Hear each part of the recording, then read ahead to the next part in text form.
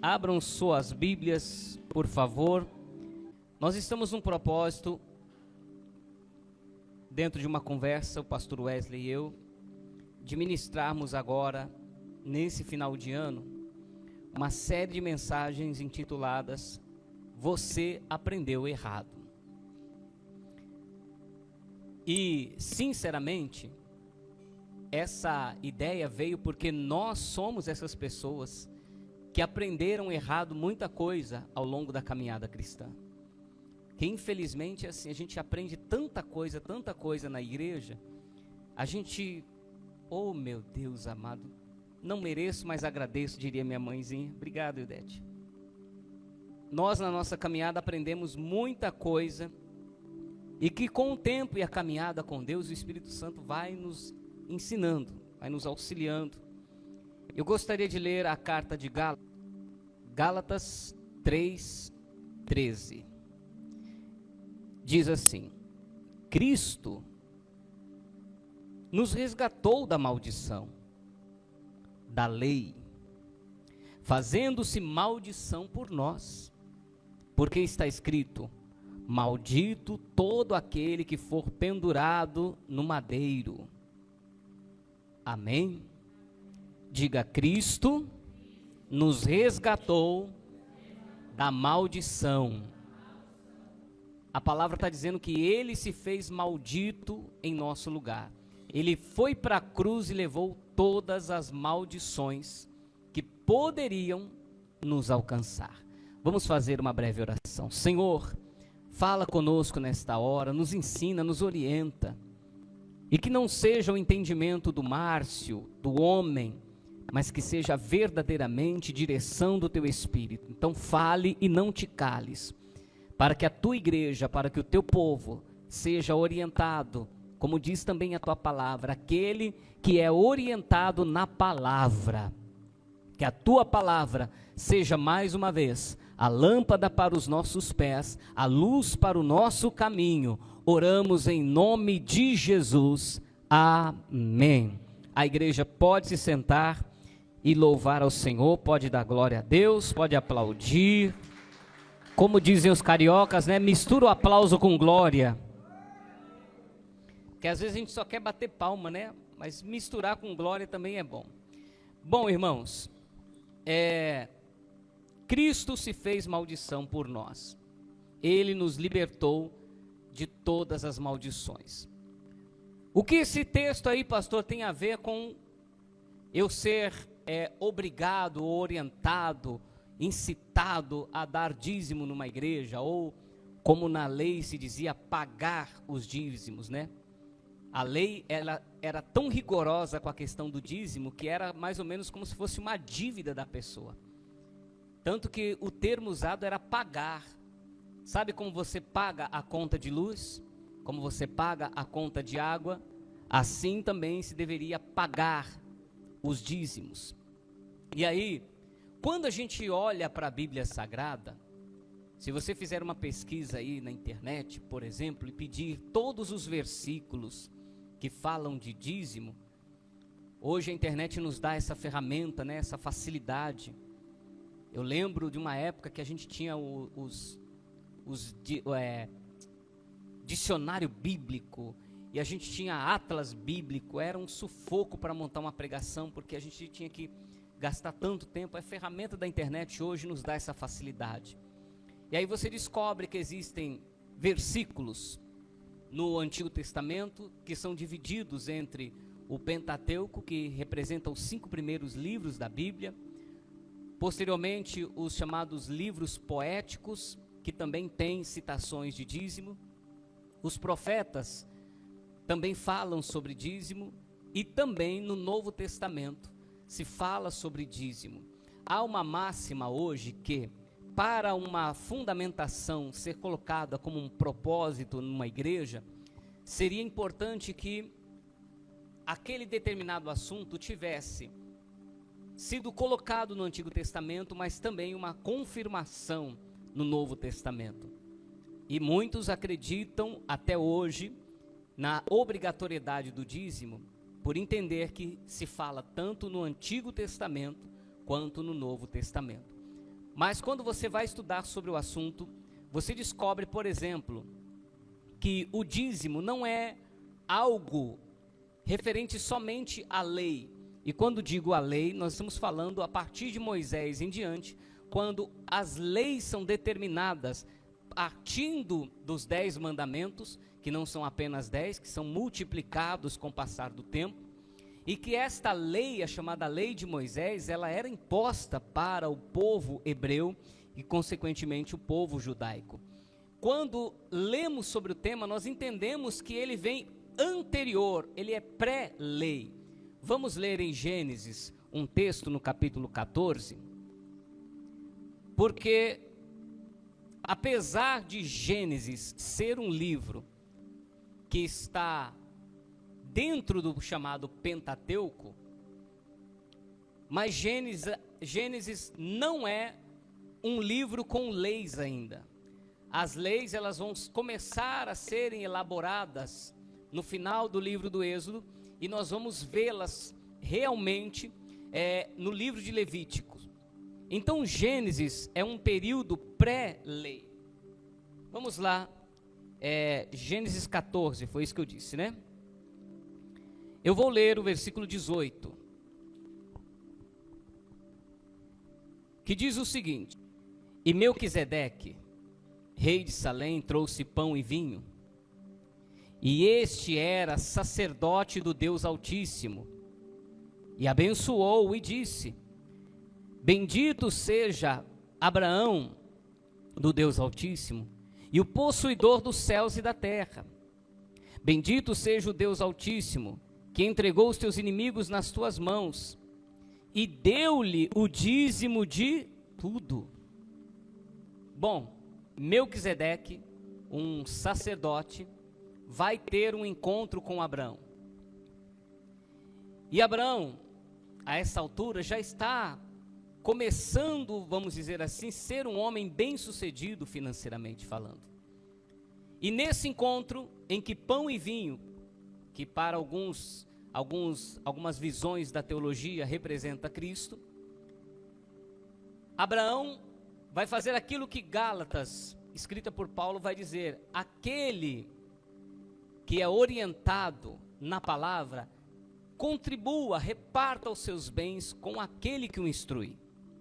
Então Abraão, por livre e espontânea vontade, você não vai ver no texto Melquisedeque dizendo: olha Abraão, a partir de hoje você vai ter que dar dízimo. Não.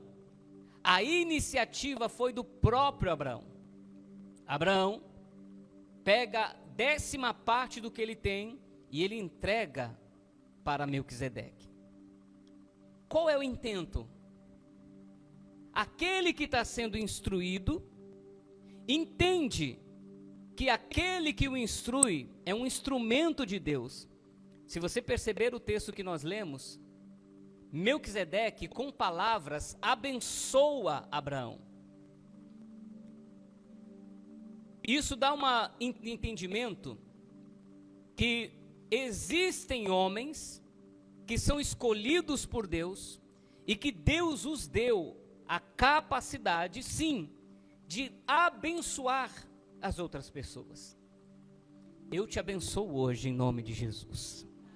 Eu abençoo a tua casa hoje em nome de Jesus.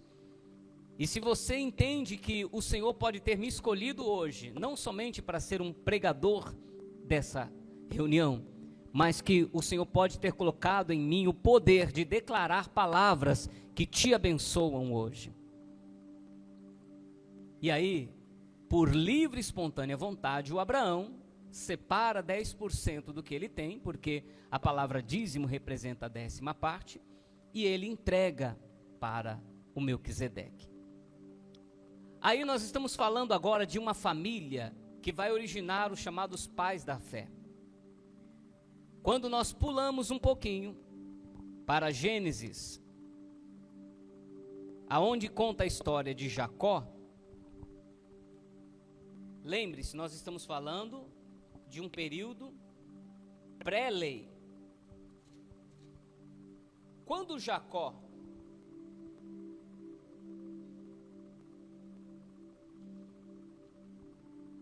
capítulo 28.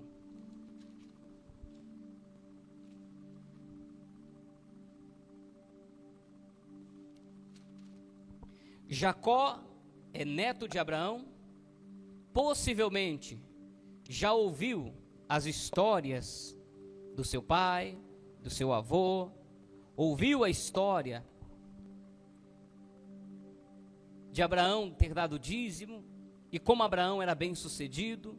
Imagino sim que muitos até vinculavam Abraão ser abençoado por isso, mas vale a pena eu te ressaltar que quando Abraão, pela primeira vez a Bíblia conta que ele entrega dízimo para Melquisedeque, Abraão já não era mais um homem sem nada. Aliás, Abraão, ele já era filho de um homem muito rico, um homem chamado Tera, que era um artífice. Ele ganhou muito dinheiro fazendo imagens de escultura. Naquela época já havia a adoração a imagens de escultura e o pai do Abraão enriqueceu na terra de Ur dos Caldeus fazendo isso. Deus chama Abraão e diz: sai da tua terra, da tua parentela. A princípio Abraão se torna um peregrino, ele começa a andar por terras estranhas. Mas o Senhor o abençoou poderosamente, ele se tornou um homem muito rico. Mas ele não foi rico porque foi dizimista. Ele foi dizimista porque era rico. Então a ideia de alguém dizer para você, seja dizimista, que você vai sair de pobre para rico, ela não tem fundamento. A bênção vem do Senhor para a nossa vida de qualquer maneira. E o neto de Abraão, capítulo 28, versículo 18, sai da terra do seu pai, também peregrino como seu avô, vai para uma terra estranha. E aí a palavra vai dizer, versículo 18, Gênesis 28, 18. Então, levantou-se Jacó pela manhã de madrugada, tomou uma pedra que tinha posto por sua cabeceira, e pôs por coluna, derramou azeite em cima dela, e chamou o nome daquele lugar Betel. O nome, porém, daquela cidade dantes era Luz. E Jacó voltou um voto dizendo: se Deus for comigo e me guardar nessa viagem que faço, me der pão para comer e vestidos para vestir, vestes para vestir, eu em paz tornar a casa de meu pai, o Senhor será o meu Deus. E esta pedra que tenho posto por coluna será casa de Deus. E tudo quanto me deres, certamente te darei o dízimo. É tão interessante, irmãos, que não há um pastor aqui dizendo para Jacó: ó, dá dízimo que você vai enriquecer. O que eu estou querendo mostrar para você com esses dois textos? Que na pré-lei, dar o dízimo é uma questão voluntária. Alguém obrigou Jacó a fazer isso, irmã? Foi uma iniciativa que nasceu dele próprio para com Deus. E ele fez um voto. E aqui realmente a gente tem que concordar. Em Eclesiastes a palavra vai dizer: quando a Deus fizeres um voto, não tardes em cumpri-lo. Aquilo que você votar, pague-o. Porque melhor é que você não votes do que você vote e não cumpra.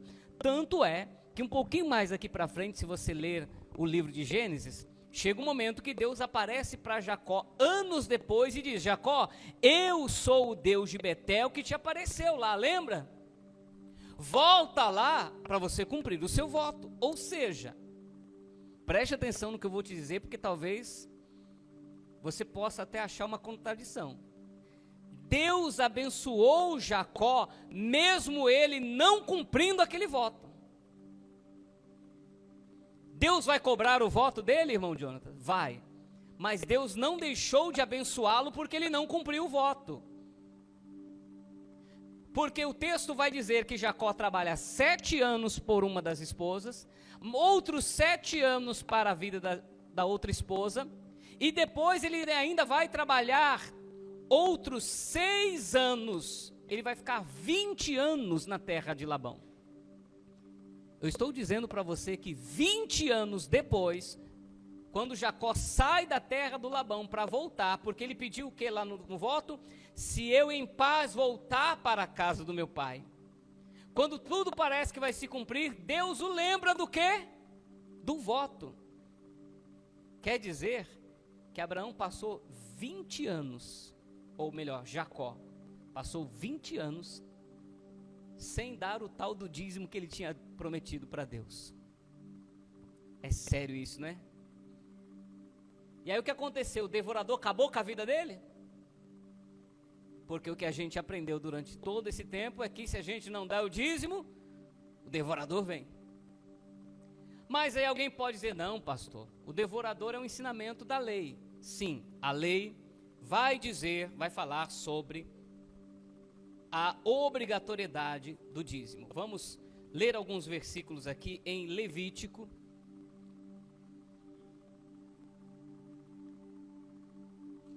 Levítico 27, o terceiro livro da Bíblia. Levítico 27 e o verso de número 30. Também, todas as dízimas do campo, da semente do campo, do fruto das árvores, são do Senhor, santas são ao Senhor. Então a palavra está dizendo que todos os dízimos são do Senhor. Versículo 31. Porém, se alguém das suas dízimas resgatar alguma coisa, acrescentará o seu quinto sobre ela. Olha como que a lei é pesada com esse negócio. Se fosse na época da lei, quando Deus pediu para Jacó voltar em Betel e cumprir o voto, o Jacó teria que dar a quinta parte, ou seja, o dobro do que ele não deu durante 20 anos. Quer dizer que o cálculo que o Jacó teria que fazer é, o patrimônio que eu tive durante 20 anos, eu vou ter que separar agora 20% para Deus, porque é 10% que eu prometi lá atrás e outros 10% como se fosse uma espécie de juros pelo tempo que passou. Mas como não tinha lei na época de Jacó, não foi isso que aconteceu. Mas na época da lei de Moisés, funcionava assim. Você ganha 100, sua fonte de renda foi R$100, a 10ª parte é 10. E se você não pagar, quando você voltar para pagar no outro mês, tem outros 10 acrescidos, tem juros. A lei era assim. Continuando, versículo 32. Tocante a todas as dízimas de vacas e ovelhas, tudo que passar debaixo da vara, o dízimo será santo ao Senhor. Então a palavra está falando sobre os dízimos, e tem uma questão importante para que se saiba. No capítulo de número 18, voltando aqui um pouquinho em Levíticos, versículo 28, é 18. Olha só que coisa interessante, irmãos. Para que a terra vos não vomite, havendo-a contaminado, como vomitou a gente que nela estava antes de vós. Porém, qualquer que fizer alguma dessas abominações, as almas que as fizerem serão extirpadas do povo. Portanto, guardareis o meu mandado, e não fazendo nenhum dos estatutos abomináveis que se fizeram antes de vós, e não vos contamineis com eles, eu sou o Senhor vosso Deus. E aí do 19 em diante começa a chamada repetição das leis. Aqui nesse capítulo 18, o Senhor fala de algumas coisas abomináveis, e Ele vai dizer, olha, quem fizer alguma dessas coisas abomináveis, será arrancado do meio do povo. Então, o dízimo está na lei, e dentro da lei, ele é cobrado fielmente. Só que aí, os profetas maiores dão uma pincelada, os profetas menores falam desse tema. Malaquias é o que fala mais claro, e nós nem vamos ler hoje ele aqui, porque não é o nosso caso. Mas entender o seguinte: entendi que o dízimo ele está na pré-lei, eu entendi que o dízimo está na lei, o Antigo Testamento fala dele, se eu só ler isso daqui, realmente a obrigatoriedade vai estar sobre mim. Mas aí a gente vai para o Novo Testamento. Alguém vai dizer, Jesus falou de dízimo, mas se você observar a forma que Jesus vai falar de dízimo, é uma certa forma de chamar atenção, é uma forma não muito positiva. Está escrito no Evangelho de Mateus, no capítulo 23, onde Jesus está falando com um grupo de pessoas. Ele está sendo indagado, pessoas perguntam coisas. Mateus capítulo 23. E sabe o que é interessante, irmãos? Que não é só sobre a questão de dízimo que o texto vai falar. A forma que Jesus fala de dízimo é uma forma muito mais de correção do que propriamente de incitar. O capítulo 23 fala sobre Jesus estar conversando com escribas e fariseus. Os escribas e os fariseus eram extremamente conhecedores da lei de Moisés. Quando você lê o Evangelho e os fariseus aparecem, os escribas aparecem, as perguntas que eles fazem, normalmente eles citam a lei de Moisés, ou propriamente eles vão dizer, Moisés dizia, por exemplo, quando Jesus é indagado por eles acerca do divórcio, sabe o que eles vão dizer? Olha, Moisés disse que nós podemos repudiar nossas mulheres. Quando ele diz Moisés disse, ele está fazendo uma referência à lei. Eles são conhecedores da lei e procuram obedecer à lei, serem cumpridores da lei. Então eles estão dizendo, a lei diz que eu posso repudiar minha mulher. E aí Jesus vai dizer, realmente Moisés, a lei de Moisés disse isso por causa da dureza do vosso coração. Quando falamos de alguns outros assuntos, eles também vão falar. A mulher que é trazida para ser apedrejada, qual o argumento que eles usam? A lei diz que esta mulher deve ser apedrejada. Mas Jesus vai, praticamente nesse caso, ignorar a lei. Aquele que estiver sem pecado, que atire a primeira pedra. Nenhum pôde atirar uma pedra. Todos tiveram que virar as costas e ir embora. Quando Jesus fala desta questão aqui, no verso de número 23, olha que coisa interessante. Ai de vós, escribas e fariseus hipócritas, pois que dais os dízimos da hortelã, do endro e do cominho, e desprezais o mais importante da lei, o juízo, a misericórdia e a fé. Deveis, porém, fazer estas coisas e não omitir aquelas. O que Jesus está dizendo para eles é, do que adianta vocês dar 10% que vocês ganham, mas vocês não têm misericórdia? Vocês estão achando que estão fazendo a coisa certa, é? Enche o peito para dizer eu sou dizimista, mas vocês não têm a capacidade de entender o que é juízo, de julgar uma causa justamente. Contei para os irmãos que eu vivi uma experiência aqui na cidade de Guarulhos, numa igreja onde passei. Que coisa triste, irmãos. Uma mulher me procurou no final de um culto e disse, pastor, preciso muito de oração. O que aconteceu, irmã? Já estava naquela época pré-pandemia, e ela disse o seguinte, eu vim do Nordeste para cá, com minha filha pequena, e essa igreja realmente me acolheu numa época difícil da minha vida. A filha dela, a essa altura da vida, já era casada, já tinha um filho, então nós estamos falando de uma pessoa que veio já há muito tempo. E ela diz o seguinte, quando eu cheguei aqui eu não tinha emprego, não tinha nada, eu mal sei ler, eu sou praticamente analfabeta, eu leio pouco, eu só sei assinar o meu nome.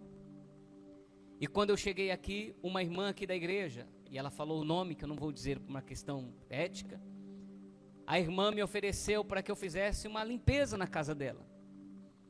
Então eu comecei a fazer uma faxina na casa dessa irmã. Eu ia lá uma vez por semana. A verdade seja dita, pastor, ela só me chamou porque ela viu que eu estava precisando. E não quis me dar coisa de mão beijada. E aí essa irmã foi lá fazer a limpeza na casa da outra irmã. E ela disse, ela gostou tanto do meu jeito de trabalhar, que na outra semana ela me convidou de novo. E eu ia lá e eu limpava como se fosse a minha casa, eu fazia tudo direitinho, deixava tudo organizado. Ela gostou tanto que eu passei a ir 2 vezes por semana. Eu ia numa terça e numa quinta. E aí ela gostou tanto do meu trabalho, foi gostando de mim, aquela coisa, irmã da igreja. E aí eu trabalhava, ligava lá o rádio, colocava os hinos. Ela passou a gostar tanto de mim, que ela começou a me chamar para ir 3 vezes por semana. Era praticamente um emprego fixo. O filho da dona da casa chegou para a mãe e disse, mãe, colocaram uma lei aí agora, que uma doméstica, se ela trabalhar pelo menos 3 vezes por semana, o Léo está balançando a cabeça ali, porque já é o assunto dele, né? Se ela trabalhar 3 vezes por semana, mesmo que não tenha carteira assinada, já gera vínculo empregatício. A senhora vai ter que pagar 13º, vai ter que pagar férias, mesmo que não tenha carteira assinada, se ela entrar na justiça. Ah, meu filho, mas ela é tão útil aqui, não sei o quê. A ideia do filho, para a mãe crente, faz o seguinte, mãe. Toda vez que na sexta-feira a senhora for pagar a semana dela, a senhora manda ela assinar esse recibo aqui. No recibo ele colocava que ela trabalhou 2 dias da semana. E a irmãzinha, pouco sabia ler, todo final de semana pegava o dinheirinho dela, feliz da vida, e ó, caneta no recibo. Passaram-se 11 anos. 11 anos essa irmã fazendo a mesma coisa, crente, ia na igreja, toma santa ceia, aquela coisa toda do ritual que a gente sabe, né? E dizimista fiel, viu? Digo isso porque um dia foram passar lá o cartão dela, lá era para passar R$700, a irmã só errou um zerinho, passou 7.000 e foi embora. Depois a gente teve que fazer estorno para ela. Esta mulher era uma mulher bem sucedida. Mas gente, que juízo é esse? De enganar uma pessoa praticamente analfabeta. Quando foi chegando perto da pandemia, a situação estava complicada, tiveram que dispensar a mulher, com uma mão na frente e outra atrás. 11 anos de trabalho, acabaram assim, ó. E vamos falar a verdade?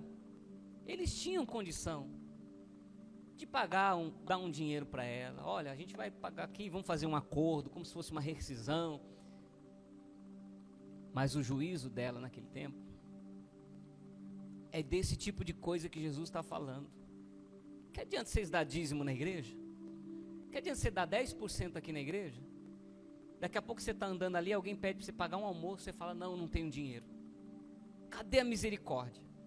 Cadê a nossa fé? Se a gente ler o texto aqui um pouquinho antes, irmãos, vamos pegar aqui para você entender o contexto do que Jesus está dizendo. Vamos pegar aqui do versículo 15, por exemplo. Olha que forte a palavra. Ai de vós, escribas e fariseus hipócritas, pois que percorreis o mar, a terra, para fazerem prosélito, e depois de terem feitos, o fazeis filho do inferno 2 vezes mais do que vós. Ai de vós, condutores cegos, pois dizeis, qualquer que jurar pelo templo, isso nada é, mas o que jurar pelo ouro do templo, isso é devedor. Insensatos cegos, pois qual é maior, o ouro ou o templo? A prata ou o que santifica o ouro? Aquele que jurar pelo altar, isso é nada, é, mas aquele que jurar pela oferta que está sobre o altar e ser devedor, insensatos e cegos. Pois qual é maior, a oferta ou o altar que santifica a oferta? Portanto, o que jurar pelo altar, o que jurar por ele, tudo o que por ele está, o que jurar pelo templo, jura por ele e por aquele que nele habita. E o que jurar pelo céu, jura pelo trono de Deus e por aquele que está sentado nele. Ai de vós, escribas e fariseus hipócritas. O que Jesus está dizendo para eles é: vocês colocam um peso sobre o povo, vocês colocam um peso sobre as pessoas, dizendo que eles vão ser amaldiçoados, que eles não podem fazer isso. Olha, se vocês jurarem pelo templo, o Deus do templo vai amassar vocês. O evangelho é uma pregação de autoritarismo, é uma pregação de impor medo sobre as pessoas. Te parece alguma coisa comum dos dias de hoje? Ó, irmão, se você não der, Deus vai te pesar a mão. Se você não der, pastor, mas está escrito lá, o devorador. Jesus está dizendo uma coisa: deveis fazer essas coisas, versículo 23, a parte final, e não omitir as outras.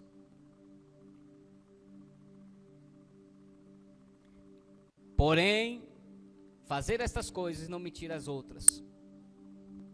Condutores cegos, que coais um mosquito, engolis um camelo. Ai de vós, escribas e fariseus hipócritas, pois que limpais o exterior do copo e do prato, mas o interior está cheio de rapina e cheio de iniquidade. Fariseu cego, limpa primeiro o interior do copo do prato, para que também o exterior fique limpo. A pregação é: tanta preocupação com as coisas exteriores para todo mundo ver, mas lá dentro não houve conversão nenhuma. Para o lado de fora está tudo maravilhoso, mas para o lado de dentro precisa se converter ainda. Irmãos, Jesus não proibiu ninguém de dar dízimo, não. É um propósito seu com Deus? Você fez esse propósito aí? Pastor, eu fiz esse propósito de doar a 10ª parte do que eu recebo para ajudar a obra. Eu venho à igreja, entrego aos cuidados do sacerdote, aos cuidados dos ministros. Eu tenho esse propósito com Deus. Maravilha, quer continuar? Está te fazendo falta? Esses dias eu conversava com o Léo sobre isso. É impressionante como o dinheiro de dízimo não faz falta para a gente. Pelo menos para a minha vida, não faz falta. Só que eu não posso pegar a minha fé, os meus planos espirituais, eu não posso pegar as minhas experiências e impô-las a você como uma regra da igreja. Uma coisa é o que o Jacó estabeleceu para com Deus. Outra coisa é você criar uma regra. Bom, entrando na questão do Novo Testamento, Romanos capítulo 10, versículo 4, vai dizer uma coisa que aqui é o que nos é libertador de verdade.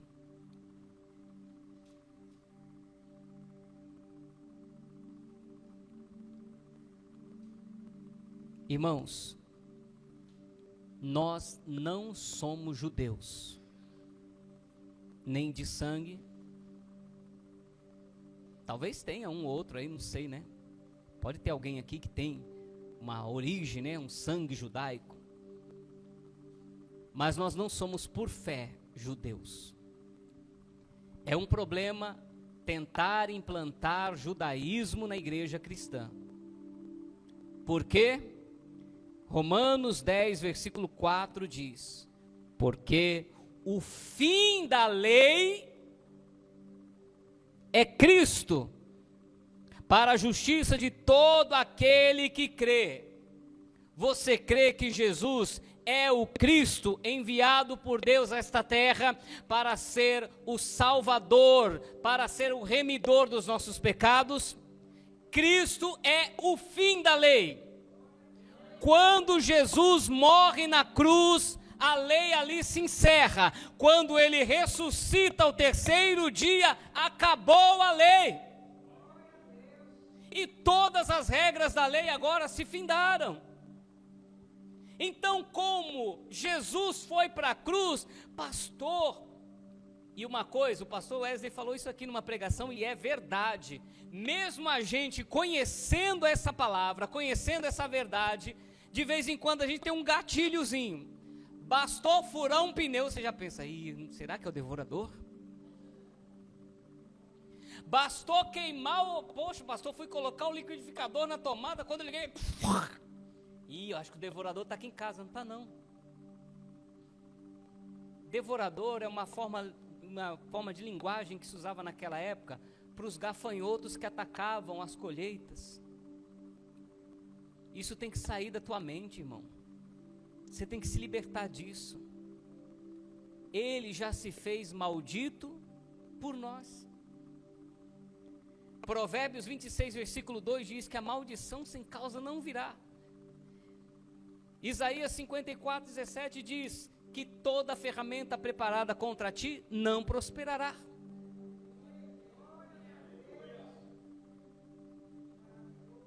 Se acontecer do mês que vem, você passar uma dificuldade financeira, você disser, pastor, esse mês aqui vai ser só pela graça, não vou poder contribuir. Nós vamos orar para que você passe por essa situação difícil, para Deus te abençoar nas suas finanças. E lá na frente, quando você tiver um pouquinho melhor, você volta a ajudar. É simples assim. Não tem esse negócio, você vai ser amaldiçoado. Agora é aquilo, gente. Pastor, mas foi impressionante. Só foi eu deixar de dar o dízimo um mês, as coisas. Irmãos, pesquisa um pouquinho só sobre a tal da neurociência. Pesquisa só um pouquinho sobre a chamada lei da atração. A verdade é que se fala tanto isso, se prega tanto sobre isso, que isso entra na tua cabeça e você mesmo começa a repetir. Se eu não der, eu não vou prosperar. Se eu não der, a porta se fecha. Se eu não der, a pergunta que eu te faço é, por que tem gente que deu e a porta fechou? Por que tem gente que deu e não prosperou? Por que tem gente que deu e passou por uma crise financeira? Por que tem gente que procura, porque eu vivi isso como pastor, a pessoa me procurar e dizer, pastor, não sei o que está acontecendo, eu sou dizimista fiel, pastor fiel, nunca falhei, mas não sei o que aconteceu, a porta se fechou, os clientes desapareceram, as coisas não funcionaram. E eu ficar com a cara de ué para a pessoa assim, e agora? O que eu falo para ela? Aí a gente tem que dar uma... Não, mas é que os planos de Deus, porque Deus sabe de todas as coisas. Porque a gente está num tempo que esse tipo de discurso não serve mais. O fim da lei é Cristo. Agora, quando a lei se acaba, se a gente entrar, não estou entrando no mérito das ofertas, lá em Coríntios, Paulo vai dizer, cada um contribua segundo propôs no seu coração. Não por tristeza, porque Deus ama o que dá com alegria. Não estamos entrando no mérito. A mensagem aqui não é para falar da oferta, porque a palavra oferta vem exatamente de uma doação voluntária. A mensagem aqui é a obrigatoriedade do dízimo. Ela não existe mais. Você não é obrigado a dar dízimo, ou pagar, ou devolver. Podem escolher as palavras aí para mudar o contexto, mas a verdade é uma só: você não é mais obrigado. Quando a lei se encerra, a gente volta para o começo, que era como? Você faz se nascer aqui dentro de você isso, você faz. Porque na pré-lei era todos que faziam isso? Não. Tanto que você pode perceber uma coisa aqui, tem um hiato aqui no meio, né? Nós falamos de Abraão e nós falamos de Jacó. Tem uma figura aqui no meio. O Isaac. Você vê, irmão Gerson, algum texto falando de Isaac devolver dízimo? Alguém aqui já viu? Então, peraí. O Abraão deu dízimo, mas o Isaac nem se fala nisso, não se toca nesse assunto. O assunto volta lá. Pode ter, aí entra aquelas várias interpretações, não pode ser não. A gente trabalha com o que é concreto, com o que é escrito. Eu não estou afirmando que Isaac não era, ou não estou dizendo que ele era. Eu não posso dizer isso porque não há registro. Mas o registro está lá de Abraão, e há um meio aqui. Ou seja, nós podemos entender que há uma possibilidade de o Isaac nem ter se preocupado com isso. Como também podemos entender, vai que ele fez, mas ninguém registrou. Mas para a importância que é dada hoje, o fim da lei é Cristo, a lei acabou. Então, aqui nessa igreja, por exemplo, você faz se você quiser. Se você disser, pastor, esse mês não vou fazer. Tem alguns irmãos que são de outras igrejas, de outras denominações, que nos ajudam com ofertas aqui. E aconteceu uma coisa muito legal esse mês. Uma irmã lá de Pernambuco me mandou uma mensagem dizendo assim, pastor, esse mês eu não vou poder mandar uma oferta aí para a igreja. Porque me apareceu uma mulher aqui, uma vizinha, ela tem 2 filhos, essa mulher está passando muita necessidade. Então esse mês, pastor, eu estou focada em ajudar essa pessoa. Diante de Deus, irmãos, quando eu li aquela mensagem, me veio um sorriso no rosto. Essa daí entendeu. Essa daí está entendendo o que é. Essa daí está compreendendo o que é que Jesus estava falando.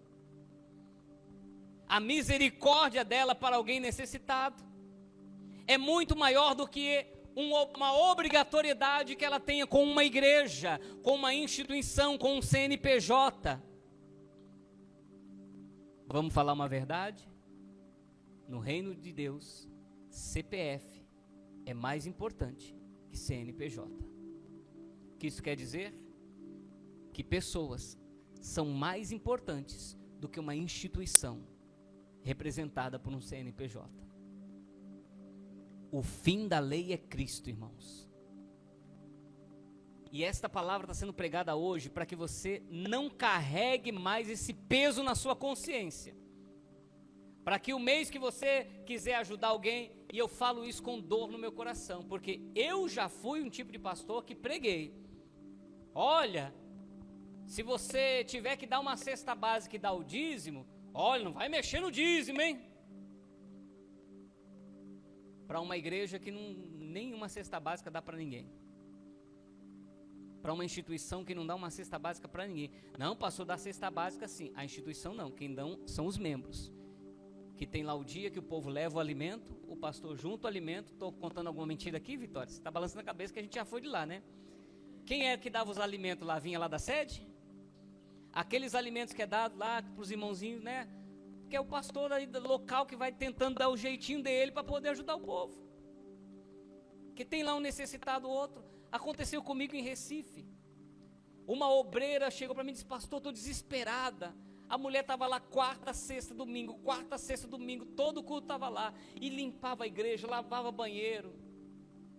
Ela chega e diz, pastor, estou com 2 contas de água atrasadas, 2 contas de luz atrasadas, 2 meses de aluguel atrasado. Se chegar o 3º, vão cortar tudo e a dona da casa vai me mandar embora. Confesso a você, quando ela veio com essa informação, eu já comecei a pensar em cifra, né? Meu Deus, 2 meses de aluguel atrasado, 2 contas de luz, Jesus. Tá, irmã, peraí, vamos lá. Quanto que é o teu aluguel? R$300. Ela morava num quartinho. O tamanho desses banheiros nossos aqui, um quartinho. Que ali já era a cozinha e um banheirinho encostado. Era R$300 de aluguel, ou seja, vai fazendo conta. R$600 ela tem.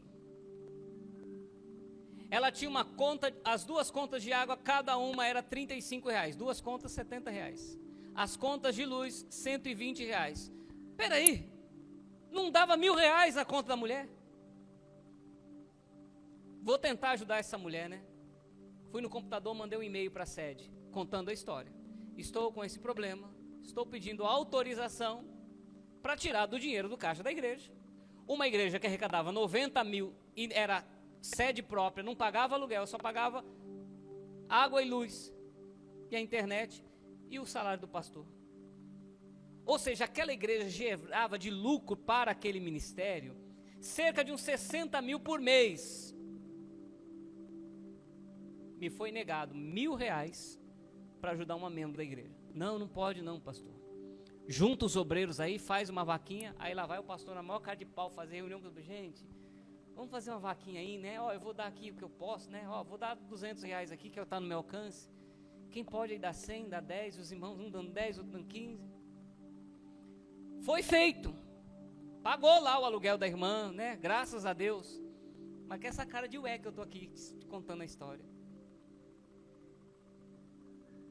Aí a gente lê a palavra dizendo que os dízimos é principalmente para a ajuda dos órfãos e das viúvas. E as igrejas não estão cumprindo. Se fosse para levar ferro e fogo a lei que eles dizem, o próprio Deus que falou lá em Levítico, que eu li para vocês, que ia descer fogo no povo que não cumprisse, meu Deus do céu. A verdade seja dita, se fosse ainda como na lei, Deus já tinha consumido essa raça. Mas até nisso a gente tem que entender que a lei já acabou. Então eu não tenho que ficar nem orando, que o povo vou orar para Deus pesar a mão. Não. Ah, porque Deus vai consumir, Deus... Não, o que vai ter lá no último dia é prestação de contas. Aí é onde realmente o chicote vai estralar. Você está entendendo por que tem tanta igreja toda torta, toda errada e que não acaba? Porque não tem mais lei para puni-los. Só vai ter o juízo naquele dia. Não tem mais lei espiritual para punir, para dizer morram, para ser extirpado, arrancado, não tem mais. Se o devorador tivesse poder para agir na vida de alguém que não deu dízimo, o mesmo espírito do devorador também ia acabar com a vida desse povo aí. E como o pastor disse, está lá a pessoa na simplicidade dela, fazendo a obra com amor para Deus, enquanto está lá o líder desse ministério, morando numa baia de um apartamento de frente para o lago. Irmãos, o fim da lei é Cristo. Então esse negócio de Deus pesar a mão, de Deus consumir, tira isso da tua cabeça, seja para qualquer outro assunto, viu? Porque a lei acabou. Era na lei que dizia, aquele que pecar, esse morrerá. Não tem mais essa lei não. O fim da lei é o início da época da graça. Pode parecer injusto para alguns, né? Poxa, alguém faz tanta coisa errada, é gente que faz isso, faz aquilo. Pois é a época da graça, né? A época da graça é a época que precede o tempo do acerto de contas. Então, para a gente encerrar aqui e fazer uma breve oração, vamos ler de novo Gálatas 3.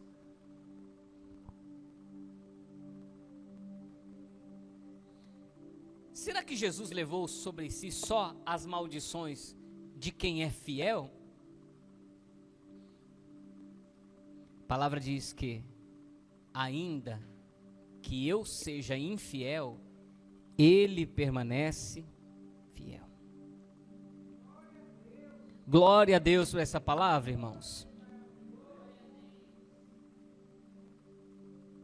Gálatas capítulo 3.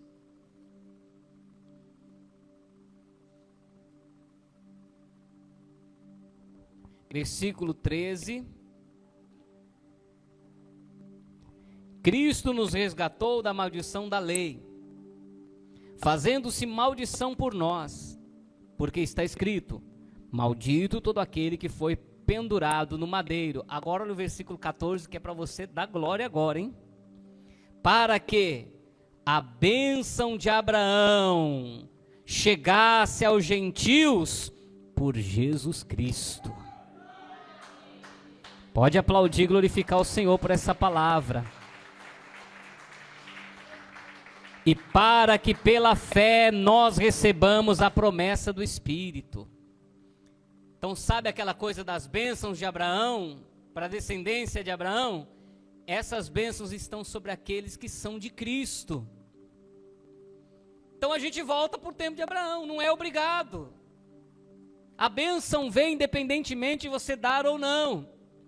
Agora, você pode ser como Abraão, alguém que diz, espera aí, Deus me abençoou tanto, Deus me deu tanto, que não me custa nada estender a minha mão e contribuir. Amém, irmãos? Vamos ficar de pé para fazer uma oração. E a minha oração agora é para o Espírito que por Cristo vem sobre nós, nos ajudar a arrancar essa raiz da gente.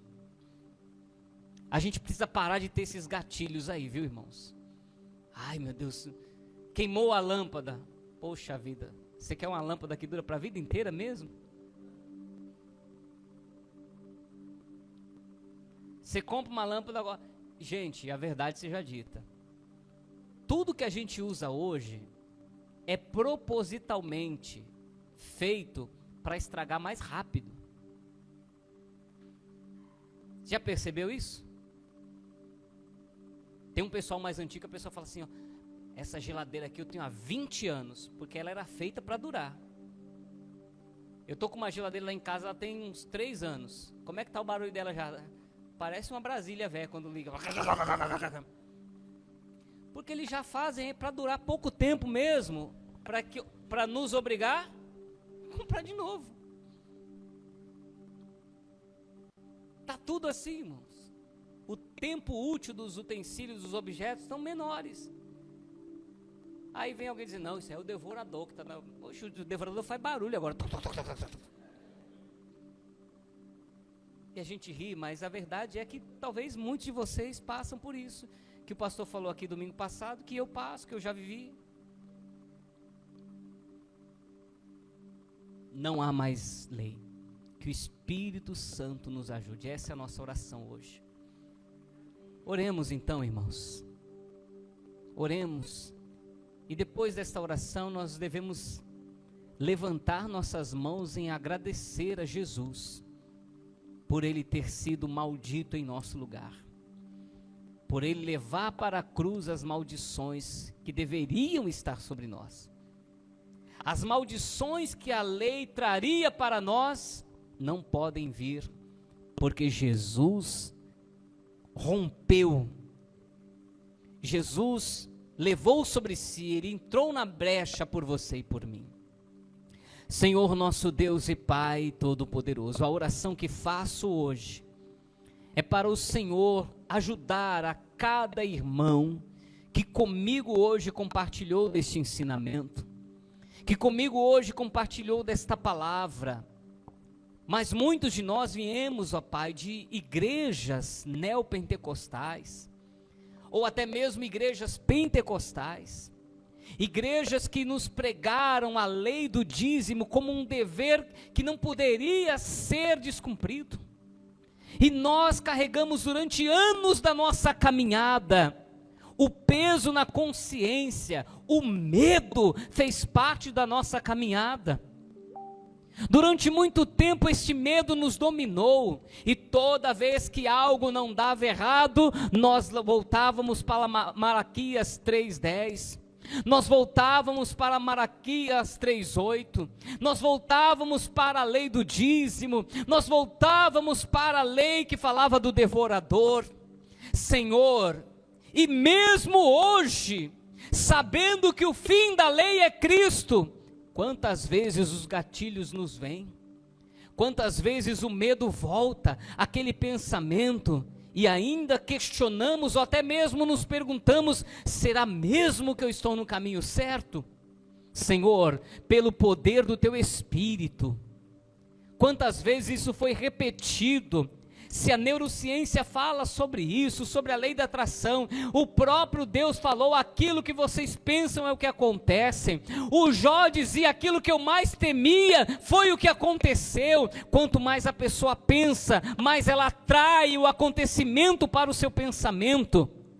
Senhor, mas hoje nós estamos sendo orientados por uma palavra que é libertação para as nossas vidas. Nos liberta deste peso da lei, nos liberta deste peso do apontamento, nos liberta deste peso, desta angústia que nos traz, meu Deus, uma memória que nos faz arrependidos, Senhor, que nos leva a achar que estamos num caminho totalmente errado, equivocado, mas hoje a tua palavra, ela foi mais uma vez a lâmpada para os nossos pés, a luz para o nosso caminho. Senhor Todo-Poderoso, remove de nós agora. A tua palavra diz em Coríntios 5:7 que as coisas velhas já passaram e que tudo se fez novo. Remove, Senhor, a velha sujeira, remove, Senhor, os velhos hábitos, costumes que nós trouxemos de um judaísmo sendo implantado no cristianismo.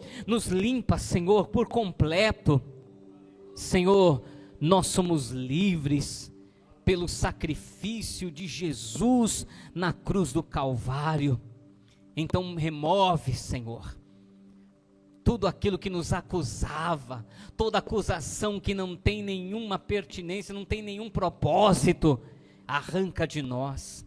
E nós levantamos nossa voz, levantamos nossas mãos em gratidão a Jesus Cristo, por ter levado sobre si as maldições, por ter levado sobre si as nossas iniquidades. Nós não oramos para o Senhor pesar a mão em ninguém, não, porque entendemos que esse tempo já passou. O Senhor não vai perder tempo matando ninguém por conta de erros e falhas que tem. Senhor, pode acontecer de uma pessoa vier a óbito por qualquer motivo, ou até mesmo por acidentes, por incidentes, mas isso não é culpa do Senhor, não é Deus cobrando, não é nada disso. É simplesmente o fim de uma história que se encerra. Mas a nossa preocupação deve ser aquele dia, o dia da prestação de contas, não do exterior, mas do interior, do que há dentro de nós. Jesus levou para a cruz as maldições. Ele se fez maldito, porque escrito está: maldito aquele que for pendurado no madeiro. E lá ele foi pendurado sem nenhuma culpa, mas levando as minhas culpas, levando as culpas de uma humanidade inteira. Então hoje nós só podemos dizer: graças te damos, Senhor.